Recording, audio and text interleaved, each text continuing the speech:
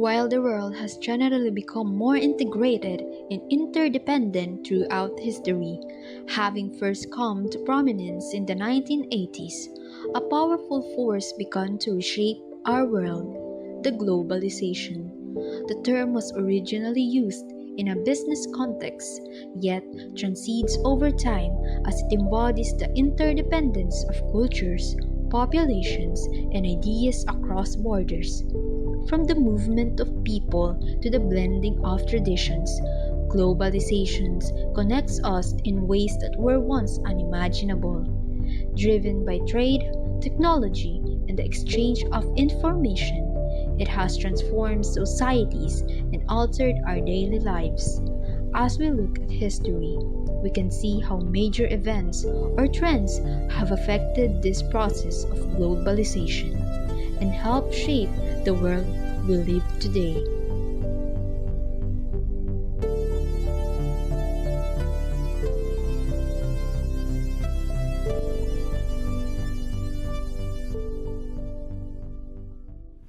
The Philippine economy has shown consistent growth over the years, being ranked as the 39th largest economy in the world by the International Monetary Fund in 2014.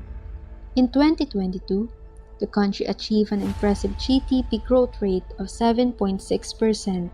Despite these achievements, the Philippines is not part of the group of 20 major economies, instead being classified as an emerging market or newly industrialized country, but it has demonstrated a dynamic economic trajectory from 1980 to 2023, marked by both growth and setbacks. Between 2010 and 2019, it gained recognition as a tiger economy due to its strong economic performance.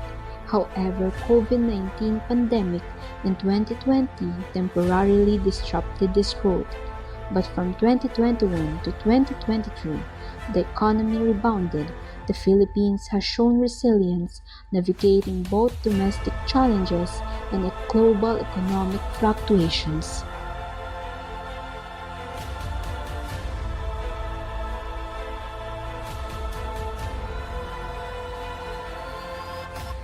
Is globalization fostering universal success, or is it eroding national identities? Unang-una po sa lahat, ayan, ano po yung pangalan ko? Ako po si Zalde Marcos Bulan. Ayan, yung course po mo. BSCS po. Ayan, okay naman po kayo interview po sa akin. Okay lang naman. Ayan, yung first questions niyo po, no, gumagamit ka po ba ng foreign products po? Yes, I do agree na gumagamit ako ng mga foreign products, especially when it comes to sa mga electronics and day-to-day products, for example, mga lotion, sabon, at saka pati na rin sa clothings. Nagaling po sa ibang bansa. Yes. Yung second questions niyo po, no, ayan, sa tingin niyo po bakit po mas tinatangkilik po ng mga tao sa atin yung mga gawang banyaga po or yung foreign goods kaysa sa sarili po nating mga goods po? Yung mga foreign products kasi, bago sila dumating sa Pilipinas, parang established na yung name nila sa bansang pinanggalingan nila. So kapag dumating na sila sa Pilipinas, ibig sabihin parang nag-expand na lang sila, may name na silang na-establish. At saka siguro, one factor rin is yung colonial mentality ng Pilipinas. Hindi ko naman sinasabing na mahina yung quality ng mga gawang Pinoy, pero maraming tao ang pine-perceive yung mga products ng mga Pinoy na as low quality since ayun nga galing lang naman sa Pilipinas. Yun siguro isa sa mga factor kung bakit mas tinatangkilik ng mga tao ang paggamit ng foreign products over the use of local products. Ayan. And yung last questions niyo po, paano po nakaka-apekto po sa mga maliliit po na negosyo yung pagtatangkilik po natin sa mga foreign products? Mas magiging challenging yung pag-establish nila ng business sa bansa natin. For example, yung mga electronics tulad ng MyPhone at saka Cherry Mobile, mas nahihirapan silang makipag-kompetensya sa mga well-established market since ayun nga yung mga foreign products may name na silang pinanghahawakan while yung mga local products ay gumagawa pa lang ng pangalan para sa kanila. So, ayun nga, dahil sa idea ng mga Pinoy na mas magandang quality ng mga foreign products, mas nahihirapan naman ang mga local products na makapag-establish ng name nila. Okay, thank you so much.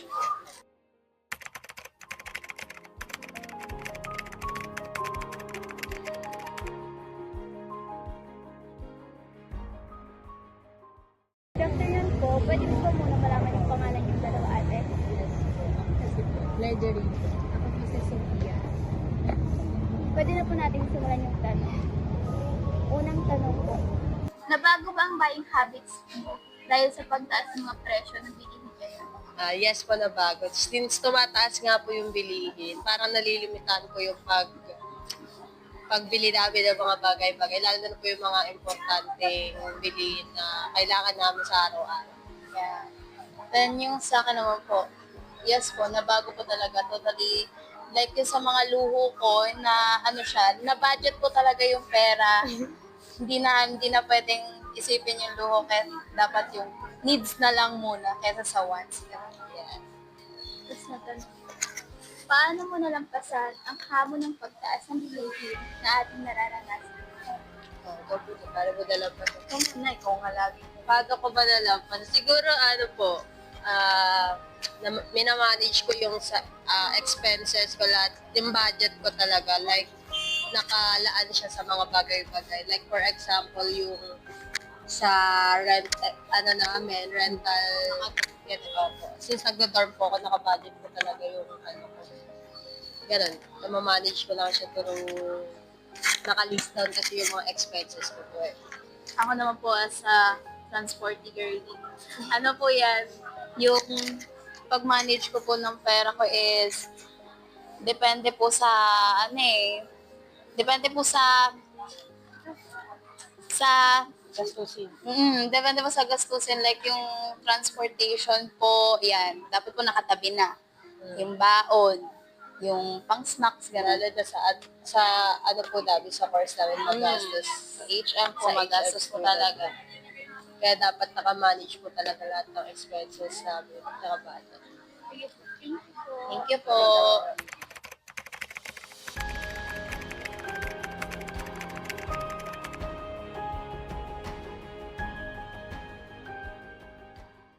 Sa iyong palagay, bakit nagkakaroon ng poverty sa Pilipinas?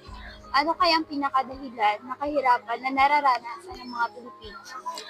Sa Pilipinas, I think hindi naman na lingid sa kaalaman ng lahat na talagang marami tayong nagiging reklamo sa gobyerno. And when it comes to poverty kasi, di ba, noon pa man talagang problema na siya at iniisip natin bakit ba hindi siya masolusyonan. So, ganun lang din yung magiging sagot ko sa naunang question. So, bakit nga ba hindi natin siya masolusyonan? Of course, discipline. Nandun din yung siguro hindi ganun kalakas yung executive force or power ng government na implement kung ano man yung programa, or there's lack in efforts talaga. And kung iisipin mo kasi, hindi nila talagang ina-analyze yung pinaka-root causes ng poverty. So, ayun. Tatlong tanong po. Sa tingin mo, anong kadalasan naiisip ng paraan o solusyon ng mga mamamayang Pilipino upang makaangat sa kahirapan? Pinaka-most common na naiisip ng mga Pilipino para makaahon sa kahirapan is nandyan yung isang kahig, isang tuka, lahat ng opportunities. Though hindi siya opportunity kumbaga, basta may ilatag sa kanila kahit kapit sa patalim, igagrab nila yun. And of course, ayun, kumbaga, sa efforts ngayon, kung i-analyze natin, kumbaga, may kakulangan sa resources. Yun yung pinakauna. And of course, kakulangan sa knowledge, 'di ba? Poverty roots from lack of education. Hindi sila na-educate. So, ang naghahanap yung mga Pilipino ngayon ng easy way out. And yung easy way out na yun yung nagli-lead sa ibang problems like crimes. Kasi nga, isang kahig, isang tuka sila. Sige po, thank you po. Thank you.